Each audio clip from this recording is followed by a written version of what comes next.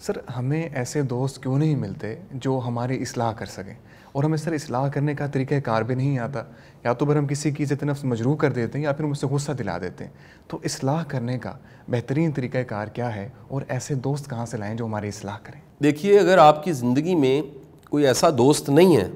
جو آپ پہ تنقید کر سکتا ہے، آپ کی زندگی میں ایسا دوست نہیں ہے جو آپ کی اصلاح کر سکتا ہے، آپ کی زندگی میں ایسا دوست نہیں ہے جو آپ کا فالٹ، آپ کی غلطی آپ کو بتا سکے، تو یہ سراسر آپ کا اپنا قصور ہے۔ قصور کس شکل میں؟ دراصل ہم پسند ہی نہیں کرتے کہ ہمیں کوئی تنقید کا نشانہ بنائے، ہم پسند ہی نہیں کرتے کہ کوئی غلطی کی نشاندہی کرے، ہم پسند ہی نہیں کرتے کہ کوئی ہماری اصلاح کرے۔ ہم اتنے ایروگنٹ ہوتے ہیں، ہماری ایگو اتنی زیادہ ہوتی ہے کہ ہم کہتے ہیں کہ اگر ہمیں کسی نے بھی اگر یہ اصلاح کی طرف اشارہ کیا تو ہم نیچے گر جائیں گے، ہم صفر ہو جائیں گے، ہماری اسٹیم لو ہو جائے گی۔ تو ہم ہمیشہ اپنے آپ کو اتنا کور کرتے ہیں، اور اتنا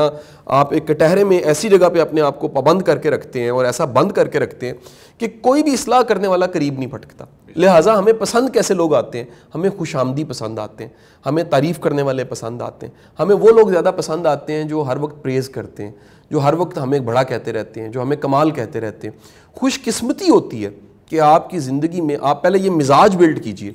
ایسا مزاج جس سے آپ تنقید سن سکیں، ایسا مزاج جس میں آپ اپنے ساتھ سچے ہوں، ایسا مزاج جس میں آپ خود پہ خود بھی انگلی اٹھا سکیں، ایسا مزاج جس میں آپ اس بندے کو ویلکم کریں کہ جو آپ کے پاس بیٹھ کے آپ کو کہہ سکے کہ میرے بھائی اس میں بہتری کی گنجائش ہے، اس میں اصلاح کی گنجائش ہے، یہ چیز ٹھیک کرنے والی ہے، ہمیں ویلکم کرنا چاہیے۔ اچھا، ہمارے معاشرے میں یہ بھی ایک رجحان ہے کہ لوگوں کو تنقید کرنی بھی نہیں آتی۔ ہم لوگوں کو ٹھیک کرنے کے لیے یوٹیوب پہ جا کے تنقید کرنی شروع کر دیتے ہیں، ہم فیس بک پہ پوسٹ لگاتے ہیں۔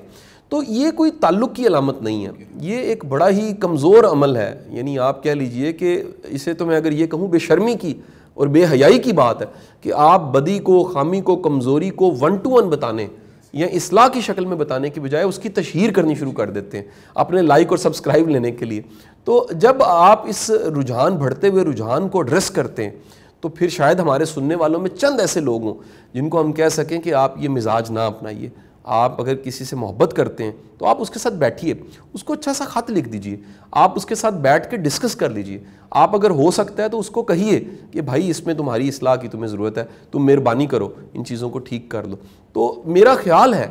کہ اگر آپ اپنے اندر یہ تبدیلی پیدا کریں، آپ سننے والے بن جائیں، آپ کان بنیں اور آپ ویلکم کریں، اور آپ ذرا ہمت والے بنیں کہ یار میں نے ایسی زندگی میں دوست رکھنے ہیں جو پنجاب میں کہتے ہیں چھانٹ سکیں، آپ کو تھوڑا سا آپ کو وہ جھاڑ سکیں، تھوڑا سا آپ کو کہہ سکیں کہ یار یہ تمہارا نقصان ہو جائے گا، یہ تم غلط رستے پہ جا رہے ہو، یہ رستہ ٹھیک نہیں ہے۔ تو پھر دیکھیے خوش قسمتی آپ کی کہ آپ کی زندگی میں کتنے ایسے واقعات جو آپ کو شاید بڑے ڈیزاسٹر کی طرف لے کے جانا چاہیں، اس سے اب بچنا شروع ہو جائیں گے۔